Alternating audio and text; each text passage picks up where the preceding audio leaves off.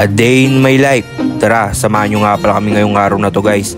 Ang pupuntahan nga pala namin ngayon guys dito sa Henderson Night Market. At syempre bago nga pala kami pumunta dun guys, ang unang pupuntahan nga pala namin guys dito sa warehouse. So yun guys, fast forward nga pala ay nakarating na nga pala kami sa unang pupuntahan namin dito sa warehouse. Ang gagawin nga pala namin dito guys, ipapaano nga pala namin yung mga damit namin para nga mabilis tumuyo ang mga damit guys. Dito sa New Zealand guys, di ata uso yung mga sampay-sampay di tulad ng Pilipinas, talagang sinasampay lang. So yun guys, fast forward nga pala ay papunta na nga pala kami dito sa Henderson Night Market.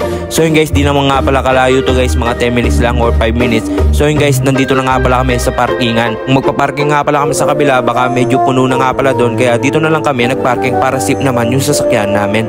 So yun guys, fast forward nga pala ay nakarating na nga pala kami dito sa Henderson Night Market. So yun guys, napakasarap naman yung mga pagkain nila, parang mga Filipino foods lang. Dito pala sa Henderson Night Market, madami din nga pala nagbibenta mga Pilipino. At syempre, di lang mga ibang lahi, meron din mga kababayan natin. Kaya kung ako sa inyo, punta na kayo. Dito ko na nga pala tatapos ng maikling video na to. Thanks for watching. Bye!